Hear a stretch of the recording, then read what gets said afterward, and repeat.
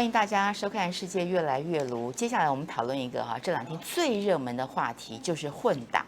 事实上，混打这个议题呢，之前在我的这个晚上6点到8点的辣晚报节目当中呢，我们不断的呼吁，在疫苗不够的一个状况之下，我们要追求最大的一个保护力。所以国际间呢有很多混打的一些实验包括据说呢，现在史上最强的混打组合叫做 AZ 混打莫德纳，第一剂 AZ， 第二剂莫德纳，据说呢它的这个保护力会是最佳的那台湾如果说这个疫苗不够，用混打的方式，是不是反而就不用傻傻的 AZ 等 AZ， 莫德纳等莫德纳，造成了现在的很多莫德纳孤儿等等。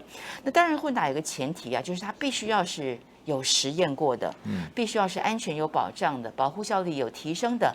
当然最重要的，它需要走完科学程序所以我们看到呢，最近我们台湾呢陈时中已经要开始，我们台湾可能在10月底最快了，莫德纳要混打高端这个消息出来之后呢，这两天可以说是炸了锅。莫德纳混打高端的话，台湾真是独步全球。很多人说你蔡英文疯了吗？苏贞昌疯了吗？陈时中疯了吗？全球从来没有过的。更重要的是，高端连3期都没有做完，可以混打吗？出事算谁的呢？所以今天这个节目当中我觉得我们还是有必要的再把台湾错误的疫苗政策好好的再梳理一下，特别在民进党主政的此刻我们的疫苗政策有民主吗？有进步吗？有科学吗？很多人这样认为，我们台湾呢其实就是一个疫苗独裁国家，在疫苗这件事情上呢，绝对是独裁没有问题。台北市长柯文哲因为是目前所有首长当中呢，他是学医出身的，过去他在急诊室他的专业所以他对于这个疫苗政策也好，他太太也是医生。那么他非常非常有意见，最近他真的很生气，他就说呢，台湾的疫苗政策真的叫做乱七八糟什么混这个混那个，怎么混呢？台湾就是人家施舍什么就打什么，其中完全不科学。包括他讲了比较了几种台湾现有的疫苗，像是 AZ 疫苗，我们知道 AZ 疫苗是算是最便宜的疫苗，所以有很多一些这个比较贫穷的一些国家，当然会是首选就是 AZ 那当然 AZ 的血栓风险感觉上对于这个中老年人是比较不利的。那台湾刚好相反，那 BNT 呢？最近台湾的高中生还有国中生要开始，还有初中生要开始打 AZ 了，打 BNT 了。那 BNT 呢？对于年轻人最担心的就是可能会造成心肌炎但是台湾刚好反过来台湾都是高龄长者，70岁、80岁去打那个容易血栓的 AZ， 然后年轻人叫他们去打 BNT， 那这是什么逻辑？这是什么科学呢？所以陈时中这个柯文哲最近就跟大家上课他就讲到了，举了这些例子，跟大家讲台湾的疫苗政策就叫做手上有什么就打什么，人家施舍什么我们就打什么，中间完全不科学，也不符合台湾人民对政府的期待。我们一直认为我们是一个进步的一个地方，对不对台湾的各方面经济实力、各方面的实力、医药实力都不弱，所以以柯文哲这样一个受过完整医学训练的人，他觉得实在无法接受高端要跟其他的疫苗混打那另外他也讲了重话，因为打疫苗之后呢，死亡800多人，大家都在想到底跟疫苗有没有关系？柯文哲说呢，跟疫苗也许没关系，但跟你陈时中一定有关系，这就是因为疫苗政策的错误。现在在台湾有一群人又是变成了疫苗孤儿，这群人叫做莫德纳孤儿。在7月12号之前，他们打了1剂莫德纳，确定这一群人呢，在莫德纳建议的有效范围内，10周是达不到第2剂的。台湾这群人非常焦虑，在台湾大概有145万人这个人数非常多，所以你看到最近台湾的这个莫粉们。之前因为还没有 BNT 嘛，所以这个只有 AZ 跟莫德纳可以选。那 AZ 血栓太多，台湾民众几乎都选莫德纳。季老师，您也是选莫德纳嘛？对不对？对，我不是选的，我是选莫德纳。对啊，因为大家如果能选的话，当然都选莫德纳。所以刚开始没得选所以很多医护人员就硬着头皮去打 AZ 嘛那现在选莫德纳就变成莫德纳孤儿，您也会变成莫德纳孤儿吗？我一定当孤儿吧？你一定当孤儿？我对他一点都不乐观。所以你要去混打高端？可是我也会坚持不打高端，我就盯在那吧，反正就自己做好防护。那不能都听陈时中的都听陈时中去打高端，现在已经有11位很年轻的同胞们已经都走了对对。对他也没解释。对，之前就说这个高端次蛋白疫苗哈、有没有效不知道，因为没有走完3期，但至少感觉上是安全的。但是后来发现呢，我们看到这个有不良反应，重度不良反应，包括死亡的，也大有人在。这个部分呢，到目前为止没有一个科学的解答。那么高端的混打实验，目前在台湾哈是由这个台大医院主持，那么是莫德纳混打高端。目前呢，总共要招募莫德纳孤儿，总共大概是220人。年龄是在20岁到70岁中间。这220人当中呢，采取双盲，也就是说，帮忙打的人跟被打的人呢都不知道打的是什么。这220人当中呢，有110人会被打到高端疫苗，另外110人呢会被打到莫德纳疫苗，也就是莫德纳混莫德纳，或是莫德纳混高端，它是进行一个双盲实验哦。那我看到这位台大医院的这个主持人，这个谢思明医师，他说呢，这项实验通过了指挥中心，还有莫德纳厂的这个核可。那么另外呢，长庚医院也在进行这个 AZ 混打高端的一个实验啊。这个部分征了100位民众，这100位民众呢一样哈，有50位是 AZ 打 AZ， 另外50位呢会是 AZ 打到高端，但他们彼此之间不知道自己打的是什么。这个部分应该比较快，大概10月底会出炉。10月底出炉之后呢，再经过我们看到食药署啊、卫福部啊等等的这个认证哈，将来就可以开始施打。也就是说呢，以时间点来讲，最快哈高端混打可能是10月底开始10月底要正式上线了，到时候呢大家就可以开放混打。那说到底呢，讲到这里，很多民众就要问一个问题，第一个问题就是高端百搭哦，它什么都可以混打，请问有资料吗？有实验吗？有数据吗？可不可以拿给我们看一下哈？但是很抱歉没有，因为高端没有做完3期，也只有它是台湾的自产疫苗嘛，全世界没有一个国家或是地区打高端，所以这就是台湾的独步全球的，所以呢，没有3期能够混打这个部分，到底就是说我们台湾政府是怎么样思考这个过程科学吗？还有大家一个想问的问题，那就是说呢，以数量来看，我们的 AZ 其实蛮多的AZ 混打莫德纳，因为它的效果很好，所以为什么 AZ混打莫德纳就不开放呢？大家最想混打的就是 AZ 混莫德纳，你不开放，大家不太想混高端，但是你高端却去推哦。我给大家看哈，联合报的一个整理，我觉得整理非常非常的清楚。那就是呢，之前有记者在记者会的时候问说，请问一下哈 ，AZ 混打莫德纳可不可以？陈时中当时的回答是不可以，不行，因为缺乏科学根据。然后又问了 AZ 混打 BNT 可不可以？他也说不行，因为缺乏科学根据。然后记者又问，那请问莫德纳混打 BNT 可不可以哈？然后呢，陈时中也说 mRNA 疫苗呢混打也缺乏科学根据，都不可以哈。那再问莫德纳混高端可不可以？陈时中就说学理上可行啊哈。虽然国外还没有这样的一个混打案例，国外当然不会有啊，哪个国家打我们高端呢哈？但他说相关的试验不见得要在国外走完才可以做，要不然台湾永远没有办法走在最前面。这句话呢真的是惊呆众人。我请介老师来评一下。其实他刚才说没有，他刚才说什么 AZ 混打这个莫德纳不行，他说没有科学证据。身为台湾的指挥官，他真的错了。其实全世界这方面的一些实验什么早就展开，而且结果已经出炉了，他竟然不知道啊！他是政治他脑袋是政治，不是科学啊。这个我们已经这么长一段时间，对陈时中这一位人士的这个风格哈，跟他的思维、跟他的动机、跟他的目的啊，我们都已经看得很清楚了。那起码我不知道他还可以骗谁。他在我面前，我觉得我也没有办法骗我，因为他就是一个政治决定。那这里面他就可以这个人本事很大，就可以睁着眼说瞎话，前后好不一的也照样讲。那我觉得这个台大也好，这个长庚也好，这2个实验一定过。这就跟那个陈哲如当时讲这个高端疫苗，他说 EUA 一定过。那他说这个结果一定是这样的，对，你不做也是这个结果，做也是这个结果。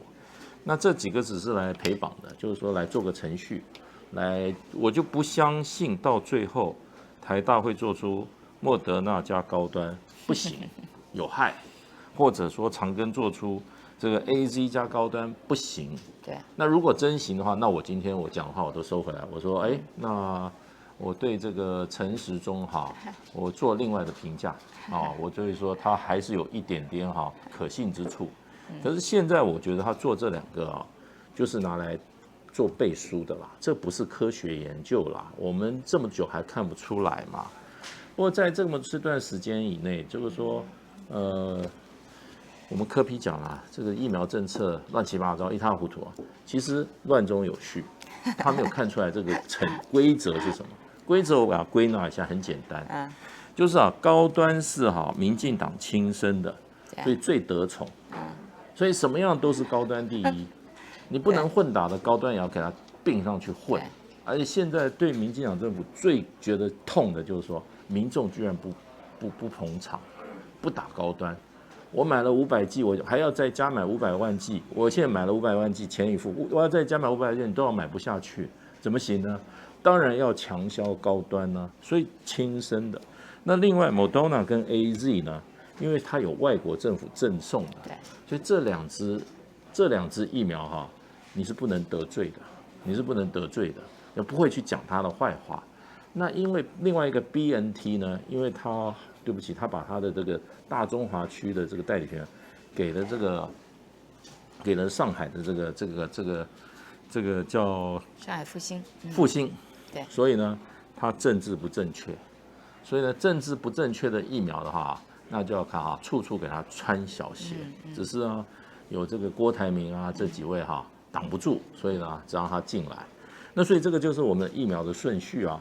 那今天会怎么做？我想就是很清楚了。现在要再继续强销什么？强销高端，然后呢，逼着你没有办法不打。为什么？你第一剂打的时候，对不对？你看现在越打人越少，因为问题都出来了。那可是我们这种很多打了第一剂的，要等第2剂的时候他就说对不起，你没货了。我也不讲，我就是没有。然后呢，他说现在有一个选择，你配高端，那你不打你就拉倒。现在我高端货很多，我想的话，未来的几个月Moderna 一定会继续缺货。是，虽然他买了500多万剂嘛，只进来了大概100多万，自己买到100多万剂可是我觉得他会继续缺货，所以缺到高端的打第一剂的人被强迫打了，就是说打 Moderna 第一剂的人被强迫打了高端，被缺货被缺货，我觉得他不急是，对不对？你现在你不去抢，不去争，你不去弄，你是没有 Moderna 的。如果现在哪一个 Moderna 突然送给台湾200万剂，说这是你买的，我想陈时中大家不会很高兴。对，这个疫苗政策呢，攸关这个地区的集体人口安全是非常非常重要的，所以他的思考呢，包括跟这个人口的健康状况啊，他的年龄结构等等，我觉得这个都很有关系。所以我们看到这个其他的国家呢，他们在这个上面其实这个并不困难嘛，因为第一个台湾的这个医疗各方面非常非常的进步，专家也很多，很多东西简单的一些数学简单的一些数学题，包括你第一剂打了多少，这些人是几号打，第2剂该什么时候进来，这都应该知道的。那所以我觉得总结到这里从5月疫情烧到现在。时间再往前推，从去年底12月30号陈时中那场华丽夸口的记者会到现在，我觉得可以做出这样的一个结论：台湾的疫苗政策是失败的，台湾的疫苗政策是错误的。从刚刚人口来讲高龄人口去打 AZ， 年轻人口去打 BNT 这个 BNT 对年轻人口心肌炎的威胁是大的 ，AZ 对高龄人口的这个血栓威胁是大的。但是我们台湾恰恰就是走最危险的方向。另外呢，从这个购买力来讲，也不太让人理解的，因为去年底陈时中就告诉大家，我这边买了多少，那边买了多少，感觉上我们台湾有满满的、永不匮乏的疫苗。但是这半年来，大家知道这些都是谎言。对。那甚至还有人怀疑他跟莫德纳到底有没有签约都不知道。因为照理说，你如果签约的话，你不会是这么的默默的任人宰割的概念。你什么时候来，我好像都不敢讲话你买东西难道不会有压一个时间限制吗？